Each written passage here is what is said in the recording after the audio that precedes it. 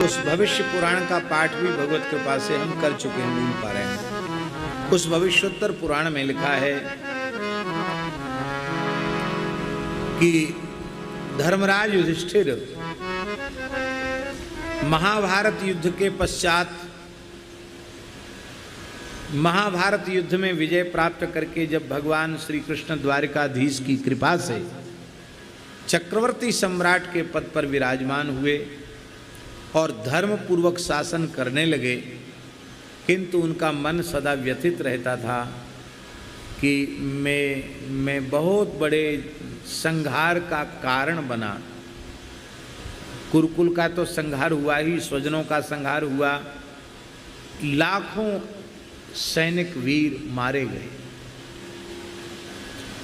धरती रक्त रंजित हुई, न जाने कितनी माताओं की गोद सूनी हुई, कितनी नारियों के सिंदूर उजड़ गए। सारे अनर्थ का हेतु मैं ही हूँ। बहुत दुखी रहते थे। भगवान श्री कृष्ण ने उनको समझाया कि महाराज आप दुखी क्यों हैं? आप ही रोते रहेंगे तो प्रजा को सुखी कैसे करेंगे? पहले तो दुर्योधन के अत्याचारों से प्रजा रो रही थी, अब आप रो रहे हो तो प्रजा के आंसू कौन पूछेगा? तब युधिष्ठिर ने कहा, भगवान मेरे मन में शांति नहीं आ रही है, हमको लगता है इतने बड़े नरसंहार का मैं ही कारण हूँ। तो भगवान को कुछ न कुछ तो बताना था।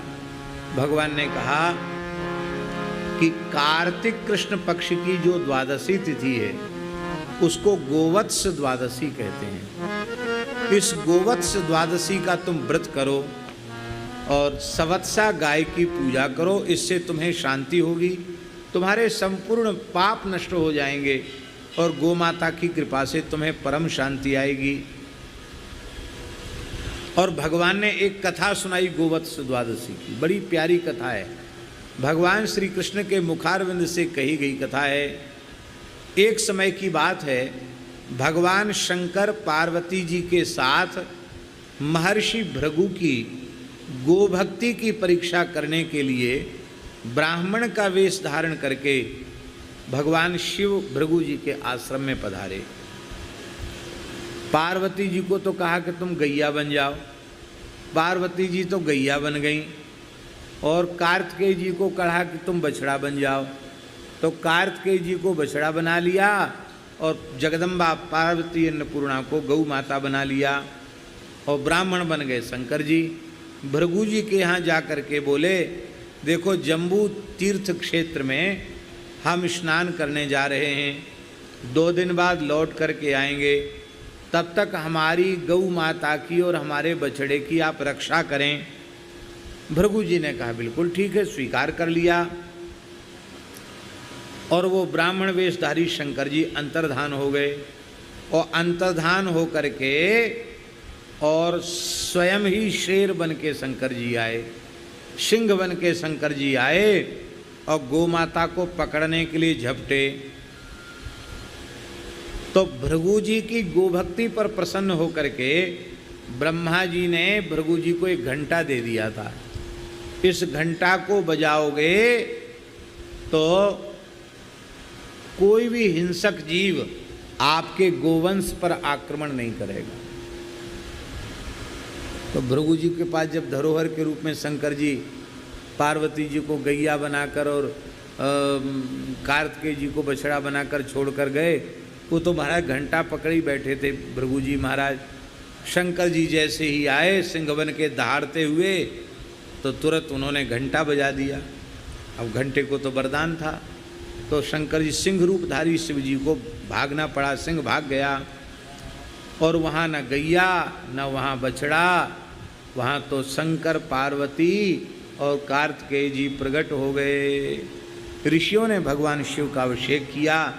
उस दिन कार्तिक कृष्ण द्वादशी थी, तो भगवान शंकर ने कहा आज के दिन, जो कार्तिक कृष्ण द्वादशी के दिन बछड़े के सहित वेद लक्षणा भारतीय देसी गाय का पूजन करेगा, व्रत करेगा, उसकी संपूर्ण कामनाएं पूर्ण हो जाएंगी, उसके सारे जीवन के पाप नष्ट हो जाएंगे। और कहा कि जो माता संतानहीन है वो इस व्रत को करे तो उसके उत्तम संतान की प्राप्ति होगी। एक समय की बात है, ये अनुष्ठान ऋषि कर रहे थे गंगा जी के किनारे, और उसी समय उत्तानपाद की ज्येष्ठ रानी सुनीति ने इस कथा को सुन लिया। तो सुनीति ने गोवत्स द्वादशी का व्रत किया। ध्रुव जी की माता ने गोवत्स द्वादशी का व्रत किया और गो माता ने प्रसन्न होकर आशीर्वाद दिया। उसी के प्रभाव से ध्रुव जी जैसे महान भक्त पुत्र उत्पन्न हुए। बोलो भक्तवत्सल भगवान की जय। तो महाराज जी जो विशेष बात है वो ये है कि सुनीति और सुरुचि बहनें बहनें थी। सुनीति बड़ी बहन थी, पर जब सुनीति के गर्भ से कोई संतान ही नहीं हुई तब सुनीति के आग्रह पर ही राजा उत्तानपाद ने उसकी छोटी बहन से दूसरा विवाह कर लिया। लेकिन विचित्र है भगवान की माया। जब सुरुचि आई तो सोतिया डाह शुरू हो गया।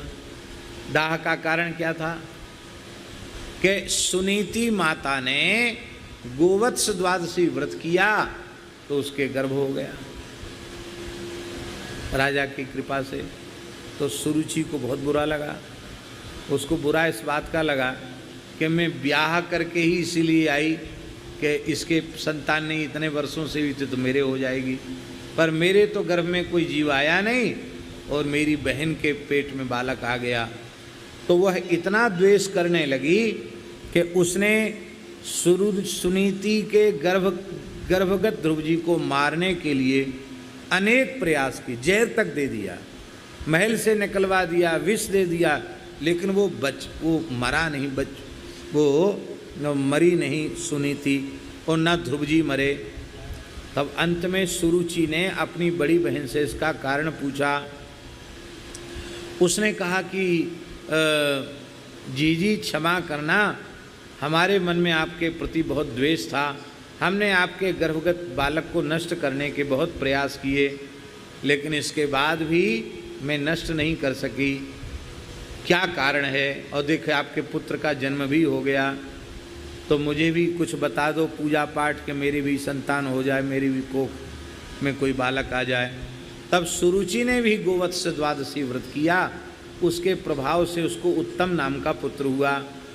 लेकिन पुत्र होने के बाद छोटी रानी सुरुचि ने अपने रूप के जाल में राजा को फंसा करके और अपनी बड़ी सुनीति को महल से ध्रुव जी के सहित बाहर निकलवा दिया।